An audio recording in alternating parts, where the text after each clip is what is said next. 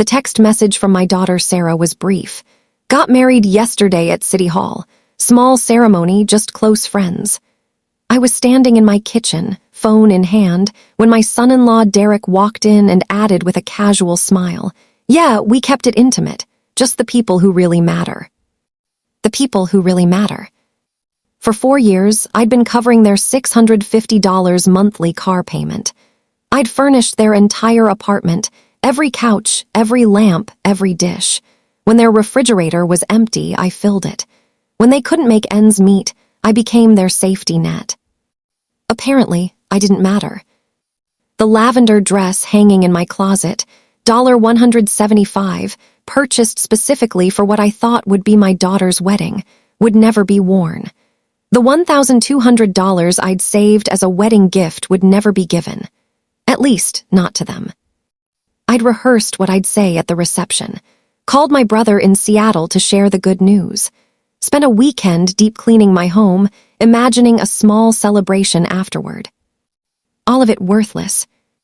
Sarah finally looked up from her phone. "Mom, it was super last minute, just us and the witnesses at the courthouse. You understand, right?" But I'd seen the photos on Instagram. Derek's parents beaming beside the couple, his sister raising champagne. Sarah in a white dress I'd helped pay for with the $900 I'd given her the month before for emergency expenses. I saw everything I wasn't meant to see. The phone call.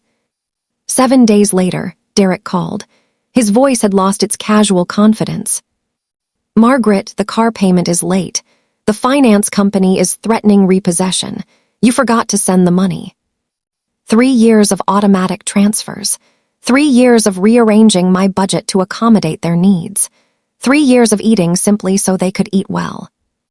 "Derek," I said, surprised by my own calm, "I only help people who actually value me." Silence. "Margaret, I don't understand. You've always been there for us. You're like a second mother to me." The same sweet tone he used whenever money was tight. The same voice that had asked for help with the dress, the honeymoon, the rings, purchases I'd funded without knowing I'd be excluded from the ceremony where they mattered. The calculation. That night, I did the math. Car payments, $650 times 48 months equals $31,200. Groceries and supplies, monthly equals $8,400. Gifts for birthdays, holidays, anniversaries, $2,800. Sarah's dental emergency, $1,100. Their security deposit when they moved, $1,800. Living room furniture, $2,200. Emergency car repair, $850. Total, $48,350. $48,000 from my late husband's life insurance, from my pension, from savings accumulated over 35 years of nursing. Gone. And for what? To be deemed unimportant on the most significant day of my daughter's life. The boundary. My phone rang incessantly. I let it ring. Sarah's text, "Mom, please, we need to talk." I didn't respond. The next morning, I drove to the bank. Mr. Patterson, my banker for 15 years, had processed every one of those transfers. He'd watched my account drain month after month. "I need to cancel all automatic transfers," I told him, "immediately." His eyebrows rose. These transfers had been as reliable as the sunrise. "And I need to set up additional security. No one else should have access to my accounts." While he processed the changes, my phone vibrated continuously. They developed a sixth sense for when their income stream was threatened. The aftermath. 3 days later, they showed up at my door. Sarah, Derek, and a man in an expensive suit who introduced himself as a family consultant concerned about recent behavioral changes.